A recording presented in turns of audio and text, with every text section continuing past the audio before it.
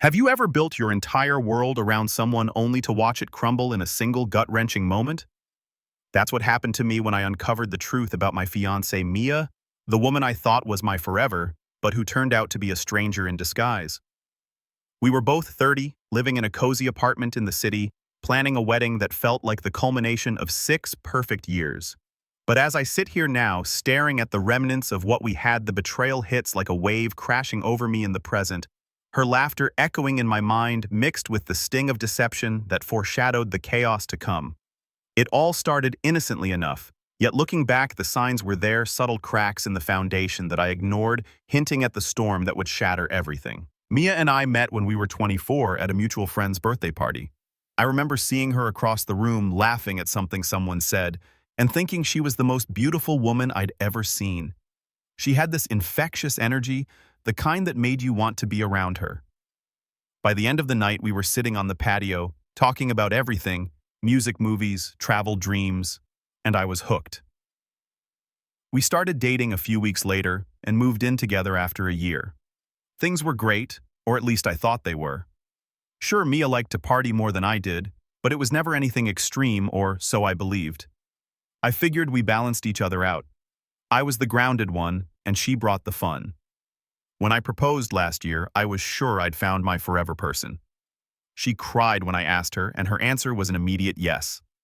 We spent months planning the wedding together, picking out venues, tasting cakes, and arguing about whether to do an open bar. I thought we were building a life together, but apparently I was wrong. Our days were filled with those little moments that made it all feel real, like waking up to her humming in the kitchen while making coffee, or lazy evenings where we'd binge-watch shows and debate plot twists. I worked a steady job in marketing, the kind that kept me busy, but allowed time for us, while Mia had her office role, something her dad had helped her land, which gave her flexibility for her social life.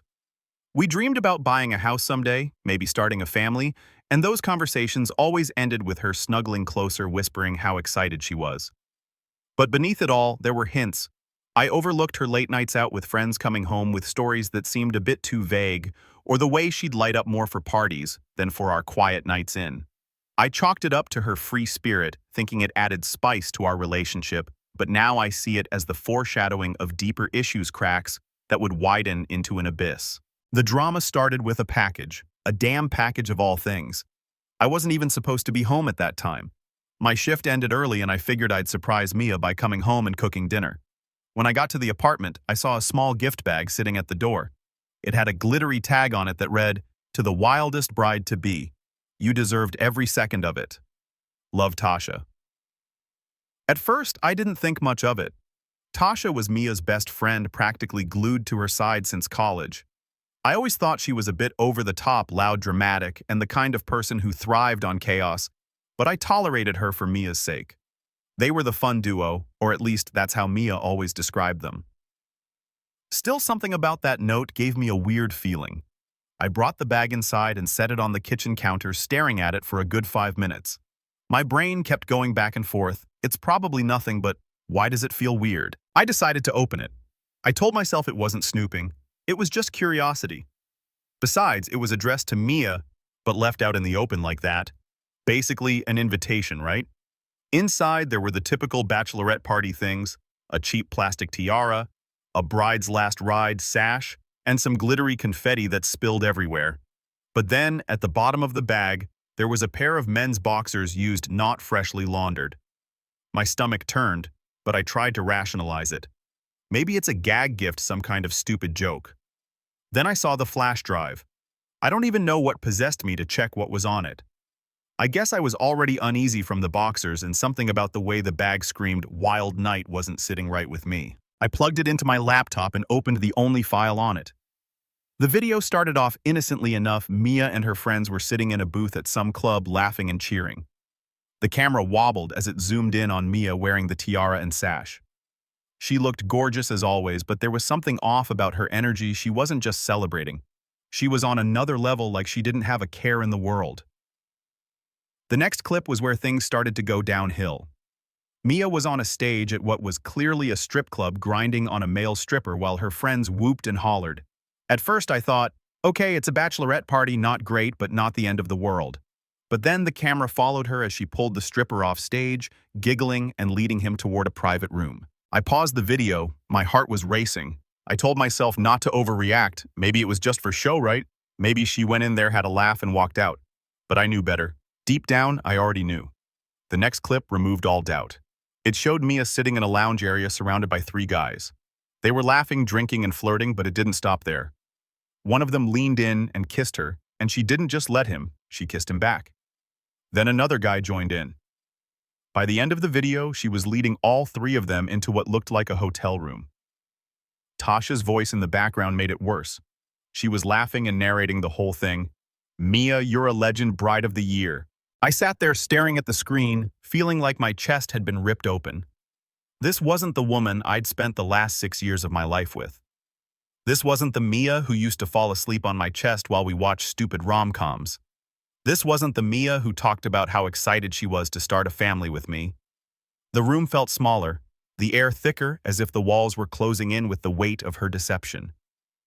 I could smell the faint scent of her perfume lingering in the apartment, a cruel reminder of the intimacy we'd shared, now tainted forever. My hands trembled as I ejected the drive, my mind racing with questions. How long had this side of her been hidden? Was our entire relationship a facade? The betrayal burned like fire in my veins, and in that moment I knew nothing would ever be the same. As the shock settled, fragments of our past flashed before me. Weekend getaways where she'd surprise me with spontaneous adventures, or quiet dinners where we'd plan our future travels. But now those memories felt poisoned, overshadowed by the video's harsh reality. I wondered if Tasha's influence had always been this toxic, pushing Mia toward edges I never saw. The foreshadowing was clear in hindsight, her evasive answers about girls' nights, the way she'd defend Tasha's wild ideas. It all pointed to complications I hadn't anticipated, a web of lies that would unravel everything we'd built. Mia came home that evening like nothing had happened. She kissed me on the cheek, asked about my day, and went on about how Tasha had the best ideas for wedding decorations. I just nodded and smiled, pretending everything was fine, but inside, I was done. I couldn't even look at her without seeing that video in my head. The way she moved so freely, laughing with those strangers, it replayed like a nightmare I couldn't escape. Every word she said felt like salt in the wound, her casual chatter about centerpieces clashing with the images burned into my mind. I felt like an idiot for not seeing it sooner. Had there been signs? Did I miss them? Or was this the first time I didn't know, and honestly, I didn't care? The woman I thought I was marrying didn't exist anymore. That night, I didn't sleep. I lay awake, staring at the ceiling, replaying the video over and over in my mind. Every laugh, every kiss, every touch felt like a dagger. The bedroom, once our sanctuary with its soft lighting and shared blankets, now felt suffocating, her steady breathing beside me, a cruel irony. I wanted to confront her, to yell, to demand answers, but I knew it wouldn't change anything. What could she say that would erase what I'd seen? An apology. Some excuse about being drunk or caught up in the moment. No words wouldn't fix this. It would only lead to tears, promises, and more lies. I'd always been the one to talk things out, to mediate our little arguments over chores or plans. But this was different. This was a fundamental break, a line crossed that couldn't be uncrossed. As the hours ticked by, the city sounds outside, distant sirens, the hum of traffic seemed to mock my isolation, amplifying the hollow ache in my chest. By dawn, my mind was made up. I wasn't going to give her the satisfaction of a big scene. No dramatic fight, no accusations hurled across the room. I'd vanish silently, let her figure it out on her own. It felt fitting, almost poetic. Her secret wild night met with my quiet exit. As Mia stirred and got ready for work, I feigned sleep, listening to her routine, the shower running, the clink of her makeup on the counter, the zipper of her bag. She kissed me on the forehead before leaving and said, "I can't wait to see you tonight, babe." I smiled and said, "Me too," my voice steady, even as my heart pounded. The door clicked shut, and the apartment fell silent, save for the faint drip of the kitchen faucet we'd meant to fix together. The second she was gone, I started moving. I didn't even sit down to have coffee or think about what I was doing. I just grabbed my duffel bag from the closet and started packing. Clothes, toiletries, my laptop, chargers, whatever I could fit without making a mess. I wasn't planning to come back, so I didn't waste time trying to decide what to take or leave. I knew the furniture wasn't worth the hassle, and I didn't care about most of the shared stuff anyway. Let her keep the couch, the TV, the kitchen gadgets, she could have it all. I just wanted out. As I stuffed shirts into the bag, memories flooded in unbidden the day we bought that couch, arguing over colors before laughing it off. The TV we'd splurged on for movie nights where she'd rest her head on my shoulder. Now those items felt like relics of a lie tainted by her betrayal.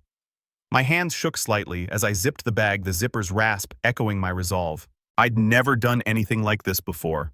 I've always been the guy who plans everything to the last detail: vacations, work schedules, even lazy Sundays. But here I was stuffing random things into a bag with no clear plan other than to get out of this. The spontaneity felt foreign, almost liberating, but laced with pain. I grabbed my phone and started Googling places to stay. I didn't want to go to a regular hotel. It felt too cold, too close to reality. I needed somewhere I could think, breathe, and figure out my next move. That's when I found a small resort about 2 hours outside the city. It wasn't fancy, but it looked quiet with cabins by a lake, and they had last-minute availability. Perfect. I called and booked a room for a week, paid up front, and didn't even care about the price. It felt like a small price to pay for some peace of mind. Before I left, I grabbed a folder from my desk where I kept all the wedding contracts. I had no intention of paying for a wedding that wasn't going to happen. The venue was first on my list, so I called them as I walked out the door. "Hi, this is Ryan," I said, trying to sound normal. "I need to cancel a reservation for a wedding." The woman on the other end sounded surprised. "Oh, I'm sorry to hear that. Can I ask why?" I wasn't about to spill my personal drama to a stranger, so I just said, "Change of plans. Life happens, you know." She went on about cancellation fees, how they'd keep 20% of the deposit, blah blah. I didn't care. "That's fine," I said. "Just cancel it." With that done, I got in my car and started driving. I didn't even look back at the apartment. The drive felt surreal, like I was on autopilot just following the GPS while my mind replayed everything I'd seen on that flash drive. Was it just the party, or had she been hiding this side of herself the whole time we were together? The highway blurred past trees and billboards whipping by, but I barely noticed. I stopped at a gas station halfway there to grab some snacks and water. While I was paying, my phone started buzzing in my pocket. I didn't even have to look to know it was Mia. I ignored it, but the buzzing didn't stop. Text after text, call after call. She must have gotten home and realized I was gone, or maybe checked in during her break. I couldn't bring myself to read the messages yet. I wasn't ready for the excuses, the fake tears, or the "it wasn't what it looked like" speech. I just turned my phone on silent and kept driving. As I navigated the winding roads toward the resort, doubts crept in. Was I overreacting? Could we talk it out, salvage something? But no, the video's images quashed that. Her eager pull toward the hotel room, Tasha's gleeful narration. It wasn't a slip. It was a choice. The air in the car grew stuffy, scented with the pine freshener we'd picked together, another reminder I shoved aside. By the time I arrived, the sun was dipping low, casting long shadows over the lake. The resort was small, but perfect. A king-sized bed, a little kitchenette, a fireplace, and a deck overlooking the water. It felt like a world away from everything I'd left behind. I dumped my bags in the corner, sat on the edge of the bed, and finally let out a long, shaky breath. For the first time all day, I felt the weight of what had just happened. This wasn't just a fight or a breakup. I'd left behind my fiancée, my home, and the life I thought I was building. Unpacking felt weird, seeing my stuff in this unfamiliar space. I kept expecting Mia to call out from the other room or ask what I wanted for dinner. Every little sound made me jump, like she was going to walk in at any moment. When I finally sat down to eat a sandwich I'd made from the snacks I brought, I checked my phone. There were over 20 missed calls from Mia, plus a flood of texts. They started out casual. "Hey babe, where are you? Did you go somewhere without telling me? Let me know when you're coming back." Then they got panicked. "Ryan, this isn't funny. Where are you? Are you okay? Why is your stuff gone? What's going on?" And finally, desperate. "Please call me. I don't understand what's happening, please." I didn't respond. The lake outside shimmered under the twilight, a serene contrast to the storm inside me, hinting at the solitude that would help me heal, but also the loneliness ahead. Instead of responding, I called my parents. My parents are the kind of people who don't cry unless they absolutely have to. When I told them I'd left Mia and the wedding was off, my mom just said, "Okay, sweetie, do you want to tell us what happened?" I kept it vague. She wasn't who I thought she was. I said. My dad chimed in, "Good for you, son. Better to find out now than later." They didn't press me for details, which I appreciated. I told them I was staying at a resort for a bit to clear my head, and they said they'd support me no matter what. Hanging up, I felt a small anchor of stability in the chaos, their steady voices a reminder that not everyone in my life was built on illusions. But even that conversation stirred up more questions. Had they seen something in Mia I hadn't? Mom had always been polite to her, but there were those subtle comments about Mia's lively personality, hinting at reservations they'd kept quiet. That first night at the cabin was strange. I kept expecting Mia to barge in, demand answers, or somehow convince me to come back. The fireplace crackled softly as I lit it, the warmth doing little to thaw the chill inside me. I thought about how much time and effort I'd put into our relationship, planning dates, saving for the wedding, compromising on things like her obsession with Tasha, and for what? For her to throw it all away in one night of partying. The deck outside offered a view of the lake under moonlight, ripples on the water mirroring the turmoil in my thoughts. I paced the small space, the wooden floors creaking underfoot, each step echoing my restlessness. Sleep evaded me again, the bed too empty, the silence too loud compared to our apartment's familiar hum. By the time I went to bed, I'd made up my mind I wasn't going back. Not for her tears, her apologies, or her promises. This was the end, and I was okay with that. But one thing kept bothering me, Tasha.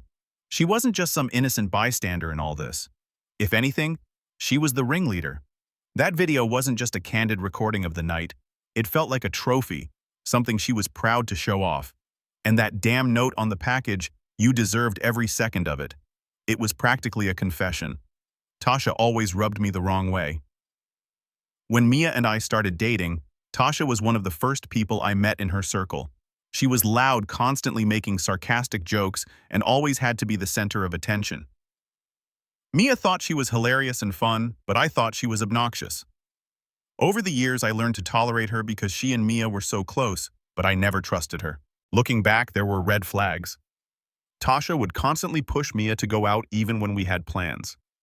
There were times when Mia came home drunk at 200 in the morning with Tasha giggling in the background shouting, "Sorry for stealing your girl Ryan." I used to laugh it off, but now it didn't feel so funny. Those nights I'd wait up the clock ticking past midnight wondering if it was just harmless fun or something more. Mia would stumble in smelling of cocktails and smoke, promising it was the last time she'd stay out so late. But it never was, and Tasha was always the common thread, texting Mia with invitations to bars or events that excluded me.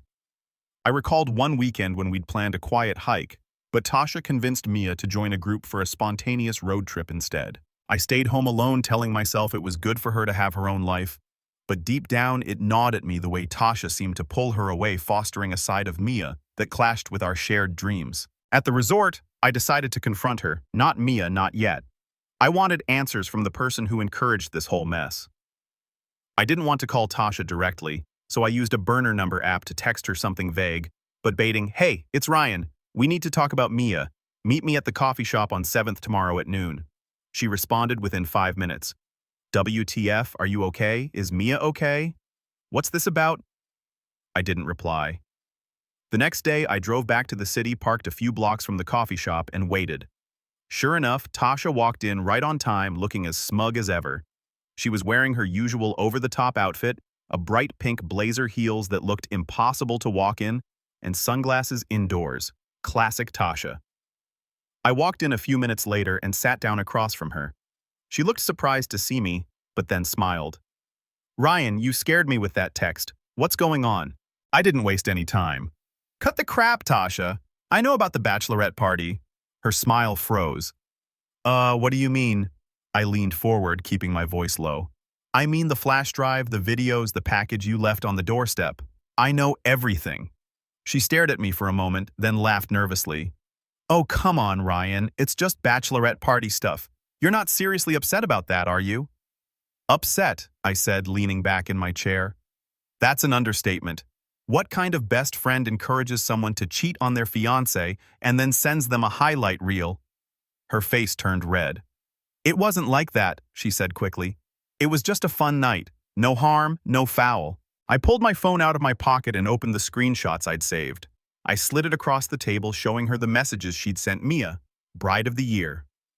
You own that stage, girl. Don't feel guilty. It's your last chance to be free. Her eyes widened, and she tried to push the phone back toward me.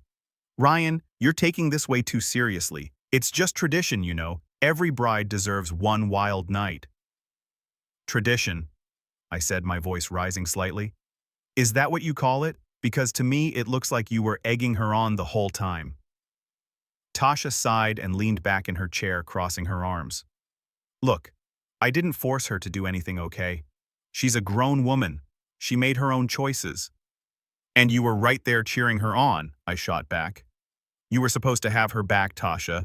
Instead, you helped her throw away everything we built together. She rolled her eyes. Oh, please. It's not like she doesn't love you. It was just a one-night thing. You guys can move past this. That set me off. I slammed my hand on the table, making her jump. Move past this? You think I can just forget about her sleeping with 3 guys because you call it a one-night thing? You're unbelievable. She looked around nervously, probably worried about the other customers staring.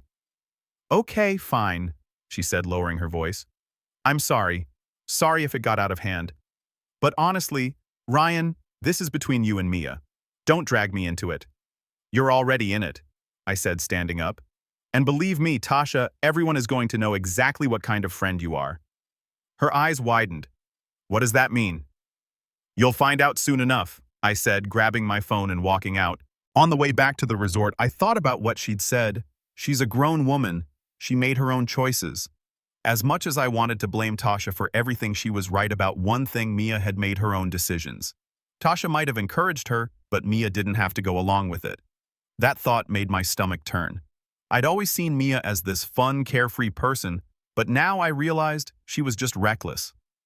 Tasha might have been the match, but Mia was the one who lit the fire.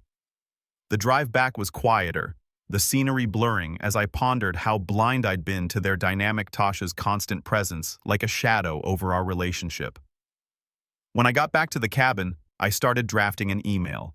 I wasn't ready to confront Mia yet, but I wanted to make sure Tasha couldn't spin the story in her favor. I attached the screenshots and videos to the email and sent it to a few of our mutual friends, just the ones I trusted, to keep it quiet until I was ready to tell the full story. I didn't hear from Tasha after that meeting, but I wasn't surprised. She probably realized there was nothing she could say to make things right, and honestly, I didn't care. She wasn't my problem anymore. As the sun set over the lake again, I sat on the deck with a cup of coffee, the steam rising in the cool air, feeling the first hints of resolve solidifying. The silence here was healing, but it also amplified the echoes of betrayal, pushing me toward my next move. The silence here was healing, but it also amplified the echoes of betrayal, pushing me toward my next move. That evening, as the sun dipped below the horizon, painting the lake in hues of orange and purple, I stayed on the deck longer than usual, letting the cool breeze carry away some of the day's tension. The confrontation with Tasha replayed in my head like a loop. Her defensive words, "She's a grown woman. She made her own choices," stinging anew each time. It wasn't just anger I felt. It was a deep-seated disappointment in how easily she dismissed the destruction she'd helped cause. I sipped my coffee, now lukewarm, tasting the bitterness that matched my mood, and wondered how someone could be so cavalier about ruining lives. The water lapped gently against the shore below, a rhythmic sound that should have been soothing, but instead it underscored the isolation I'd chosen.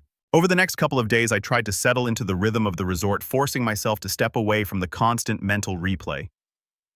It was a small place with trails winding through the woods and a dock where guests could rent kayaks or fishing gear.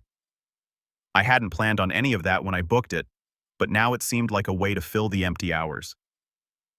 One morning, I laced up my sneakers and headed out on a hike, the path crunching underfoot with fallen leaves and pine needles. The air was crisp, scented with earth and resin, a far cry from the city's exhaust and noise. As I climbed a gentle hill, my breath coming in steady puffs, thoughts of Mia intruded uninvited. I remembered a similar hike we'd taken early in our relationship, stopping at a viewpoint to share a picnic, her head on my shoulder as we watched the sunset. Back then, it felt like the world was ours.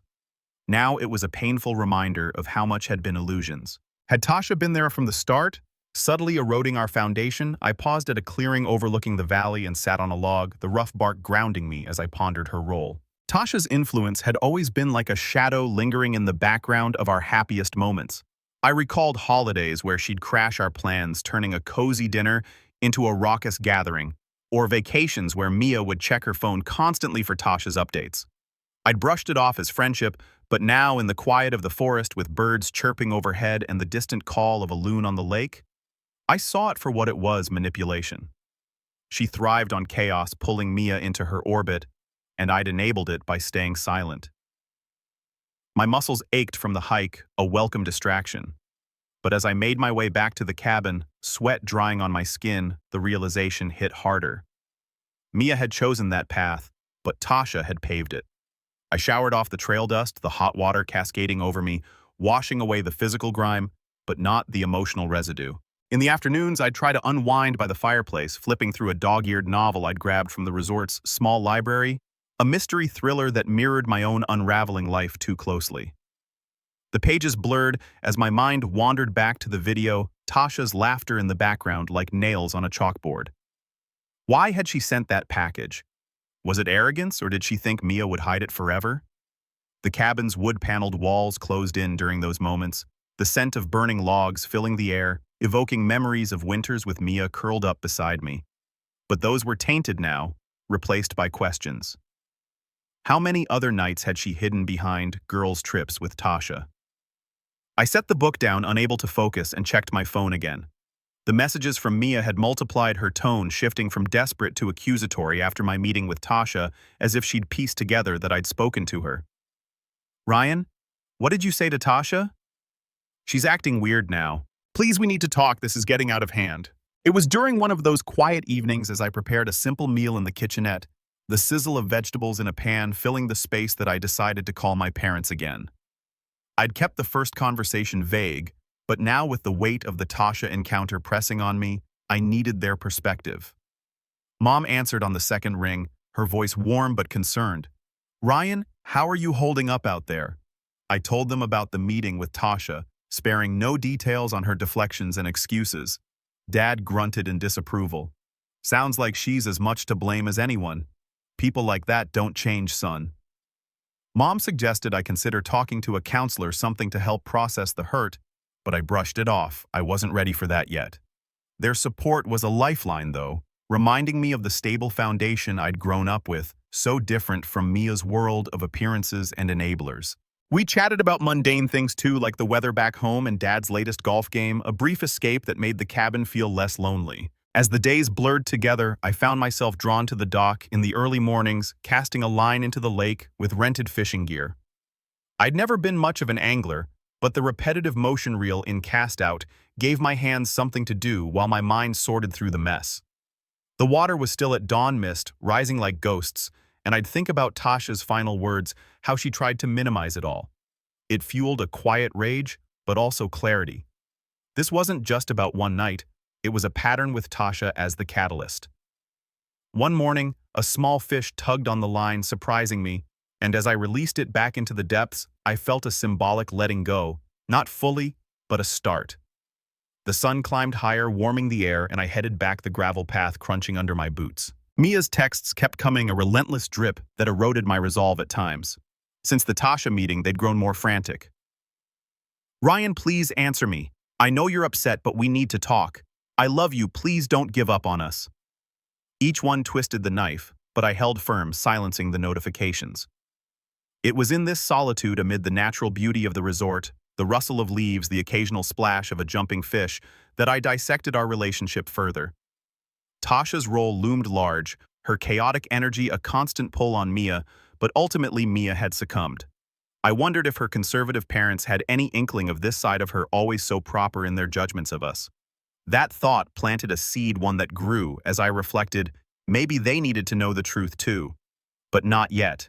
I needed more time to steel myself. Then a text from Janet popped up, Mia's mom. "Ryan, what's going on? Mia is a wreck. Please call me, we're worried." I stared at it, the screen glowing in the dim cabin light, feeling a mix of vindication and dread. Her parents had always been a complicated part of our story, with their old-school views and subtle disapproval, until the engagement. Now this message felt like an opening a way to shift the burden. I didn't respond immediately, instead taking another walk along the shore, pebbles skittering underfoot, the water's edge cool against my fingers as I skimmed stones across the surface. Skipping them farther each time, I contemplated the ripple effects, how exposing the truth to them could shatter their illusions about their perfect daughter, just as mine had been shattered. It was a heavy decision, but in the tranquility of the resort, with the world reduced to simple rhythms, it felt right. The echoes of betrayal were fading slightly, replaced by a growing sense of purpose.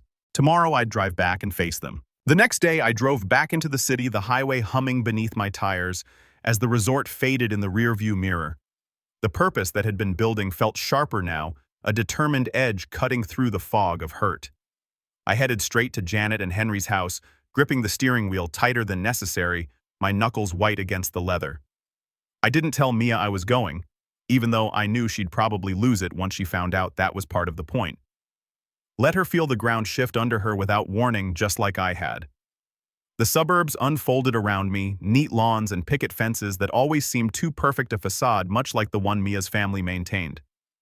Their home was a sprawling colonial-style place with manicured gardens and a flagpole out front, symbols of the conservative values they clung to so fiercely. Mia's family always had this old-school conservative vibe that made me feel like I was constantly being judged. When we moved in together 3 years ago, her mom, Janet, acted like we were running some kind of underground scandal. She didn't outright say it, but the constant comments like, "You know it's not proper to live together before marriage," and the way she always looked disappointed when I mentioned our apartment made her feelings pretty clear. Her dad, Henry, was quieter about it, but still disapproving. He'd grunt whenever the topic came up and say something like, "Back in my day, we did things differently." It wasn't until Mia and I got engaged that they even started warming up to me. Once there was a ring on her finger, suddenly Janet was planning bridal showers, and Henry was offering to help us with a down payment for a house. It was like I'd passed some invisible test, and now I was finally worthy. But after everything that happened, I couldn't keep the truth to myself. Mia had betrayed me, and now it was her turn to face the music, especially with her parents, who had been so smug about how perfect and proper she was. They had always supported her emotionally and financially, as they were quite wealthy, spoiling her with trips and allowances that let her coast through life without much effort. As I pulled into their driveway, the crunch of gravel under the tires sounded louder than usual, amplifying my nerves. The house loomed, its white siding gleaming in the midday sun windows like eyes watching my approach. I grabbed my phone from the passenger seat, the evidence folder ready, and took a deep breath, the air heavy with the scent of freshly cut grass from a neighbor's lawn. This wasn't revenge. Not exactly. It was accountability, stripping away the illusions they'd all hidden behind. Mia's texts and calls hadn't stopped since my conversation with Tasha. "Ryan, please answer me. I know you're upset, but we need to talk. I love you. Please don't give up on us." Every message made me angry. She didn't get to play the victim. She made her choices. When Janet opened the door, her face lit up with a mix of relief and concern. "Oh, Ryan, thank God you're here. What's going on? Mia is so worried about you since yesterday." Henry was sitting in his usual chair in the living room, flipping through a newspaper. He looked up when he heard my voice. "Ryan," he said, nodding, "glad you're here. Maybe you can tell us what's going on." I stepped inside and sat down on their pristine couch, the fabric stiff and unyielding, much like their expectations. The room smelled of lemon polish and faint potpourri, a sterile cleanliness that matched their worldview. "I came to tell you the truth," I said, keeping my voice steady. "You're going to want to sit down for this." Janet looked confused but sat across from me, clutching her hands together. Henry leaned forward in his chair, his brows furrowed. I pulled out my phone and opened the folder of evidence. "Mia has been lying to you," I said, "and to me. The wedding is off because of what she did at her bachelorette party." Janet gasped. "What are you talking about? What could she have possibly done that's so bad?" I handed her my phone. "Watch this." She hesitated, looking between me and the screen, then she hit play. Her expression shifted from confusion to horror as the video played. "Oh my God," she whispered, her voice shaking. "This can't be real. Tell me this isn't real." Henry stood up, his face red with anger. "What's going on? Let me see that." Janet handed him the phone, tears streaming down her face. As Henry watched, his jaw clenched and his hands gripped the edges of the phone so tightly I thought he might crush it. This is what she did, I said, my voice calm but firm. She didn't just betray me, she made a spectacle out of it, and her friends encouraged her the whole way. Janet buried her face in her hands, sobbing. I can't believe this. I can't believe she would do this. Henry paced the room, his fists clenched. That girl, that damn girl, he muttered. We raised her better than this. What the hell was she thinking? She wasn't thinking, I said. And now she's trying to get me to forgive her, but I'm done. I thought you both should know the truth because I'm not going to clean up her mess. Janet looked up at me, her eyes red. Ryan, please, can't you just talk to her? Maybe it was a mistake. Maybe she was pressured. She wasn't pressured, I said, cutting her off. She made her choices, and I'm not going to spend the rest of my life wondering if she'll make them again. Henry stopped pacing and pointed at Janet. This is what happens when she listens to that damn Tasha instead of us. I told you Tasha was trouble. I told you. Janet nodded, wiping her tears. We should have said something. We should have stopped her from moving in with you. Maybe this wouldn't have happened. I almost laughed at the irony. You think me moving in with her was the problem? I asked. You've been so obsessed with what's proper that you never saw the real issue. Mia is reckless. She's been reckless for a long time, and now she's paying for it. Henry sat back down, shaking his head. Unbelievable. Absolutely unbelievable. I stood up. Look, I'm sorry to drop this on you, but it's your problem now. She'll probably come to you for help, and you can decide how to handle it. I've already made my decision. Janet grabbed my arm as I walked toward the door. Ryan, please don't tell anyone else about this. Think of the embarrassment for our family. I pulled my arm away gently. That's not my concern anymore, Janet. You'll have to deal with that yourselves. As I drove back to the resort, I felt a strange sense of closure. For years, Mia's parents had looked down on me, treating me like I wasn't good enough for their daughter. Now they knew the truth. Their perfect daughter had ruined everything on her own. The road wound through familiar landscapes, but everything looked different, clearer, as if the confrontation had lifted a veil. Later that evening, I got another voicemail from Janet. Ryan, it's Janet. I don't even know what to say. Henry and I are devastated. We confronted Mia and she's completely fallen apart. She said she doesn't know how to fix this, but honestly, neither do we. I just want you to know that we're so sorry. If you ever want to talk, we're here. I deleted the message.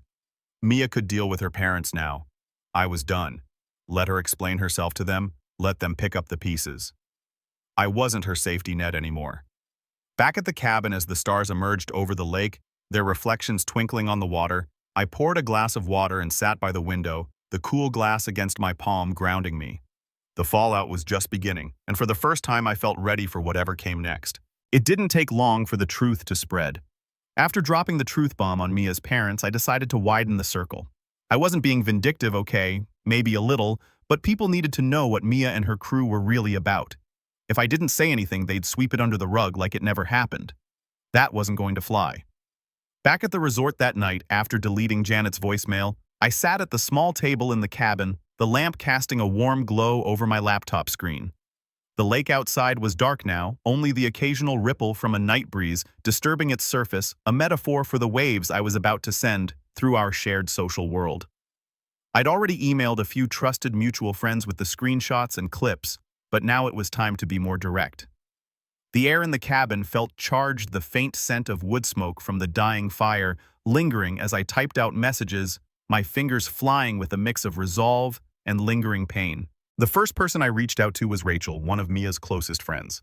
She wasn't at the same level of chaos as Tasha, but she was there that night. She played along, cheered Mia on, and probably thought it was all harmless fun. I wasn't giving her a free pass. I sent her a short text. Rachel, I know what happened at the bachelorette party.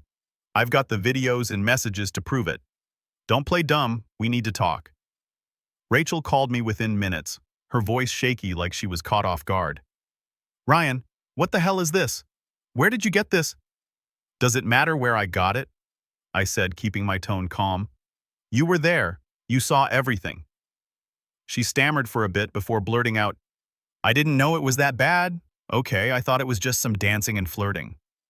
You didn't know she disappeared with 3 guys, I cut in. You didn't know she cheated on me in front of all of you. Rachel went quiet for a moment. I thought she'd hung up, but then she sighed. Look, Ryan, I'm sorry, I should have said something, but it's not like I could stop her. Mia talked about how boring marrying you would be, and she wanted one last fun night. Tasha was the one hyping her up, and Mia was, well, she was drunk and going along with it. I almost laughed. Going along with it. That's your defense. She wasn't just going along with it, Rachel. She made those choices sober or not, and you stood there and let her. Rachel tried to backtrack. I didn't think it was my place. It was your place, I snapped.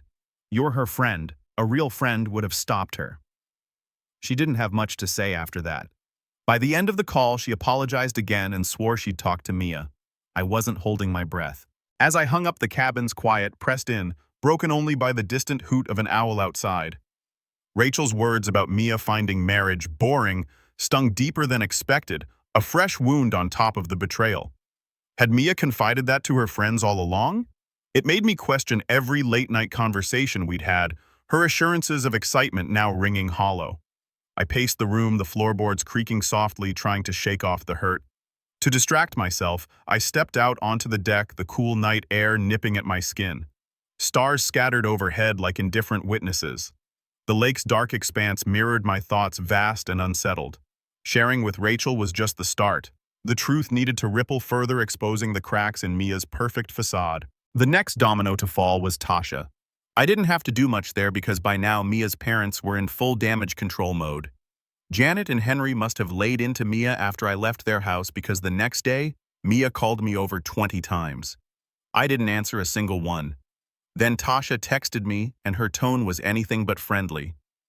Ryan, what the hell are you telling people? Mia is a mess and now everyone's acting weird with me. You need to stop this. I couldn't help but smirk when I read that. Tasha was finally feeling the heat. I didn't even bother responding, let her squirm. But the best part came when Rachel spilled the beans to the rest of their friend group. Rachel might have been complicit in Mia's behavior, but she wasn't about to go down with the ship. She started distancing herself from both Mia and Tasha, telling anyone who'd listen that she didn't know the full extent of what happened, and that she never would have supported it if she had. By the end of the week, the story was everywhere. Mia had gone from being the fun bride-to-be to the pariah of her own social circle. One of the mutual friends in their group, Chloe, reached out to me. We weren't particularly close, but she'd always been polite and respectful whenever we hung out in group settings. Her message caught me off guard. Hey Ryan, I just wanted to say I'm sorry for everything you're going through.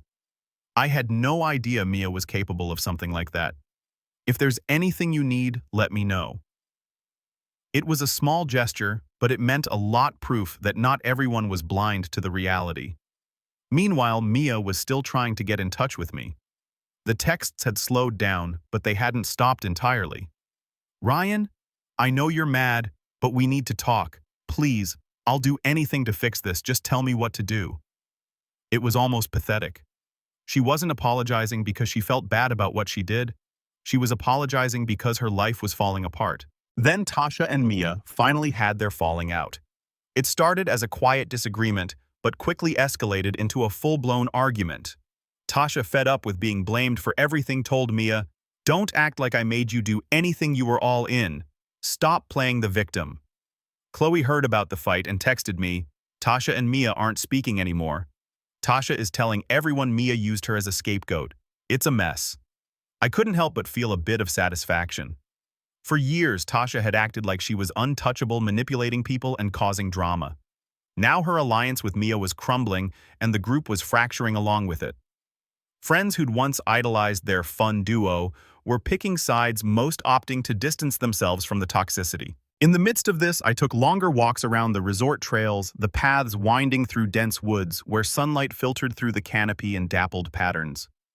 The exercise cleared my head, the scent of pine and damp earth grounding me as I processed the updates from Chloe and others. One afternoon, I sat on a bench overlooking a small stream, water gurgling over rocks, and reflected on how quickly loyalties shifted. Mia's circle had seemed unbreakable, built on parties and shared secrets, but it was fragile, held together by convenience rather than true bonds. The fallout felt inevitable, a chain reaction I'd ignited, but that they fueled with their own denials.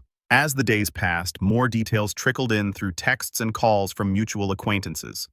The bridal party chats had gone silent with some girls unfollowing Mia on social media, subtle but telling cuts.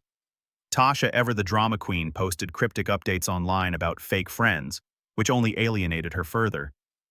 Mia's attempts to rally support fell flat. Her pleas for understanding were met with radio silence or polite rejections. It was like watching a house of cards collapse, each revelation toppling another layer. Back in the cabin that evening, as rain pattered against the roof, a soft drum that lulled me into contemplation, I realized this was the beginning of Mia's real consequences. The social isolation was just the surface. Deeper repercussions were coming, and I was content to let them unfold from afar. The social isolation was just the surface. Deeper repercussions were coming, and I was content to let them unfold from afar. As the rain continued its steady patter on the cabin roof that night, I closed my laptop and stepped away from the digital storm I'd helped stir. The glow from the screen faded, leaving the room in soft shadows, the fire's embers crackling faintly like distant thunder. I'd done enough for now. Sharing with Rachel and watching the group chat implode was satisfying but exhausting. I poured myself a mug of herbal tea from the kitchenette, the steam rising with a calming chamomile scent, and sat by the window watching droplets race down the glass. Each one mirrored the spreading fallout, small at first, then merging into something unstoppable. Mia's world was unraveling thread by thread, and while part of me ached at the thought, another part, the one betrayed and humiliated, found a quiet justice in it. The last I heard from Janet, Mia was completely falling apart and struggling to get her life together. At first I thought it was just emotional fallout, crying, begging, the usual, but as the days passed, I started hearing bits and pieces from mutual acquaintances about how bad things had really gotten for her. Apparently, Mia's parents, Janet and Henry, had reached their breaking point after our conversation. I knew they were angry, but I didn't expect them to go as far as they did. From what I heard, Janet tried to talk some sense into Mia after I exposed everything. Mia's response, she blamed me. She said I overreacted, that I should have been more understanding, and that it wasn't fair for me to ruin her life over one mistake. That didn't sit well with Janet and Henry. They'd always been about appearances, and having their daughter's dirty laundry aired out to their friends and extended family was their worst nightmare. When they realized Mia wasn't taking responsibility for anything, they kicked her out of the house. It wasn't just a threat either. They packed up her stuff, left it on the porch, and told her not to come back until she figured out how to take accountability for her actions. Knowing Janet, she probably threw in something like, "You're an embarrassment to this family." Mia tried to stay with Tasha, but that didn't go well either. After their blowout fight, Tasha wasn't exactly eager to let her crash on the couch. Tasha made it clear she didn't want to be involved in the mess anymore, and letting Mia stay with her would only make things worse. Chloe told me Mia had reached out to a few other friends, but most of them had already distanced themselves. Rachel ignored her calls, and the others didn't want to risk being caught in the crossfire. By the end of the week, Mia was basically couch surfing wherever she could find a temporary place to stay. The financial fallout hit her even harder. Mia had a cushy office job at a company her dad had helped her get into. Henry pulled some strings to get her in the door, and she'd been coasting ever since. But after her parents kicked her out, Henry made it clear he wasn't going to protect her anymore. From what I heard, Mia's manager wasn't thrilled with her work ethic to begin with. She'd already been warned about showing up late and slacking off on projects. Once her personal drama started leaking into the workplace thanks to whispers from mutual acquaintances, the company decided she wasn't worth the trouble. She was let go under the guise of downsizing. I'll admit, when Chloe told me about Mia losing her job, I felt a little vindicated, not because I wanted her to suffer, but because it was another example of her actions catching up with her. For years, she'd coasted through life relying on other people to clean up her messes. Now she had no safety net. I heard through the grapevine that Mia tried to reach out to Janet and Henry again after losing her job. She showed up at their house crying and begging to come back, saying she didn't have anywhere else to go. But they didn't cave. By this point, Mia was completely out of options. She didn't have a job, a place to stay, or any friends willing to help her. The texts and calls from her were getting more desperate. "Ryan, please talk to me. I have no one else. I'm sorry for everything. I lost my job, my home, everything. I know I messed up. Please give me another chance. I'll do anything to fix this. Just tell me what you want." I didn't respond to any of them. I wasn't about to let her guilt me into giving her another chance. She'd made her choices, and now she was living with the consequences. One of our mutual friends, Eric, gave me an update about a week later. Apparently, Mia had reached out to him hoping he'd let her stay with him for a while. Eric, being the no-nonsense guy he is, shut her down immediately. "She's in a bad way, man," he told me. She was crying on the phone saying she didn't know what to do, but I told her straight up, "This isn't my problem." Eric wasn't being heartless. He just wasn't about to let her manipulate him the way she tried to manipulate me. Eventually, Chloe told me Mia ended up renting a room in a rundown apartment on the other side of town. She used the last of her savings to pay for the first month's rent, but beyond that, she was scrambling to make ends meet. She picked up a part-time gig at a coffee shop, but it wasn't enough to cover her expenses. "She's barely hanging on," Chloe said. "I don't think she's ever been this low." The part that surprised me the most was how quickly everyone turned their backs on her. For years, Mia had been the center of her friend group, the one who always planned the parties and brought people together. But now that she was the one in trouble, no one wanted to help her. Tasha washed her hands of Mia entirely, saying, "She's not my responsibility anymore." Rachel cut ties completely, saying she couldn't deal with the drama. Even Chloe, who had tried to stay neutral, eventually stopped talking to her. Mia had burned every bridge she had, and now she was stuck trying to rebuild her life from scratch. I'd be lying if I said I didn't feel a little satisfaction watching her unravel, not because I wanted her to suffer, but because it proved a point: actions have consequences. Mia had spent years relying on other people to bail her out, but now she was finally facing the reality of her choices. Back at the resort, I extended my stay by another week, finding solace in the routine I'd built. Mornings on the dock, afternoons hiking, evenings reflecting by the fire. The simplicity helped me process the updates without drowning in them. One day, as I skipped stones across the lake, each plunk sending ripples outward, I thought about how far those ripples had gone in Mia's life. The group that once revolved around her and Tasha was splintered, with subgroups forming alliances based on who they blamed more. Some sided with neither, opting for complete withdrawal, while others reached out to me with quiet support, sharing stories of past red flags they'd noticed but ignored. It was validating in a way, confirming I wasn't the only one who'd seen the cracks. As for me, I was moving on. Every day felt like a step closer to leaving all the drama behind. The cabin, with its cozy nooks and views of changing foliage, became a temporary haven where I could breathe freely. I'd started journaling my thoughts, scribbling in a notebook I'd bought at the resort shop, pouring out the anger and hurt onto the pages. It wasn't therapy, but it helped turning chaos into something tangible. The deeper repercussions for Mia were unfolding, and while I didn't revel in them, I accepted them as the natural outcome of her betrayal. The deeper repercussions for Mia were unfolding, and while I didn't revel in them, I accepted them as the natural outcome of her betrayal. As my extended stay at the resort wound down, the changing leaves outside the cabin, shades of red and gold fluttering in the breeze, seemed to symbolize the shift in my own life, from chaos to a tentative calm. I'd check my phone less frequently now, the constant buzz of notifications fading into background noise, replaced by the resort's peaceful sounds: birdsong in the mornings, the lap of water against the dock, the rustle of wind through the trees. Chloe's updates came sporadically, painting a picture of Mia's descent that was both stark and inevitable. Her desperate pleas continued to trickle in, but they held less power over me, like echoes growing fainter with distance. "Ryan, I can't do this alone," one read. "Everything's gone. Please, just one call." I deleted them without reply, focusing instead on small rituals that grounded me, like brewing coffee at dawn and watching the mist rise off the lake, steam curling from my mug in sync with the haze. Mia's complete downfall played out in fragments shared by those still willing to talk. After being kicked out by her parents and rejected by Tasha, her attempts at stability crumbled further. The rundown apartment she'd scraped together was in a sketchy neighborhood far from the upscale areas she'd always preferred, with thin walls and unreliable heat that left her shivering through the nights. Her part-time job at the coffee shop was grueling: early shifts, frothing lattes and wiping counters, dealing with rude customers for minimum wage, a far cry from her cushy office role where she'd scroll social media half the day.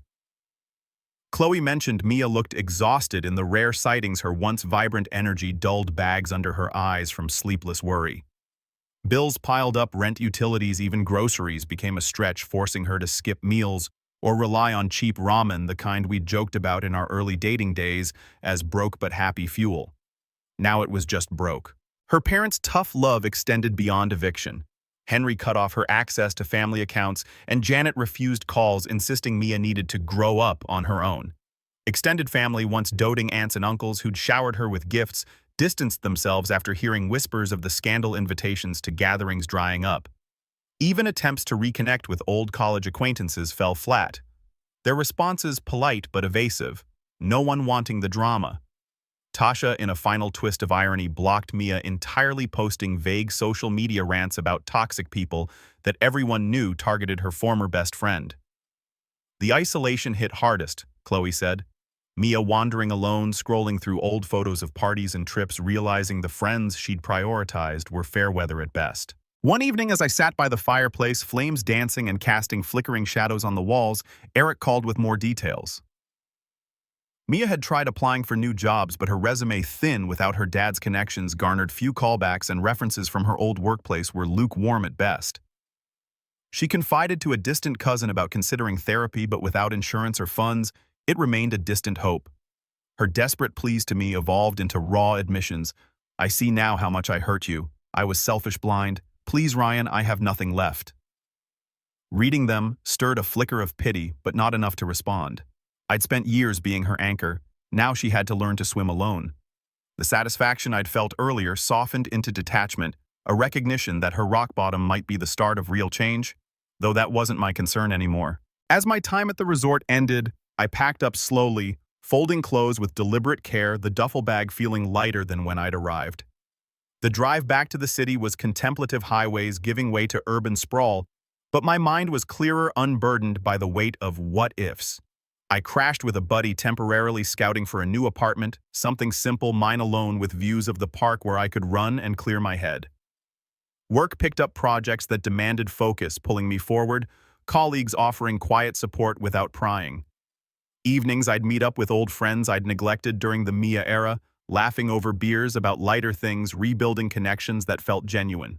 Reflecting on it all, the betrayal that shattered me also set me free. Mia's downfall was tragic, a cascade from one reckless night, but it underscored life's fragility and the importance of integrity. I didn't wish her ill, but I wouldn't look back. Starting fresh meant embracing solitude, then community on my terms, maybe even dating again someday, with eyes wide open. The chapter closed not with anger, but acceptance, a quiet strength forged in the fire of loss. In the quiet aftermath, as weeks turned to months, I found myself wandering familiar paths with a softer gaze. The city's bustle, once overwhelming, now carried a gentle rhythm, like the steady beat of a heart mending. Mia's story faded into whispers from distant acquaintances she was piecing together, a new routine, perhaps finding humility in the struggle, though details grew scarce as our circles diverged. I no longer sought updates content with the space I'd carved for growth. Mornings brought simple joys, sunlight filtering through my new apartment's windows, coffee brewing with its comforting aroma, plans for the day untainted by past shadows. Friendships deepened, family bonds strengthened, and in solitary moments by the window, watching leaves dance in the wind, a sense of peace settled. Betrayal had taught resilience, turning pain into wisdom, and as the world moved on, so did I, with a whisper of gratitude for the lessons learned fading into the horizon like a soft, lingering echo.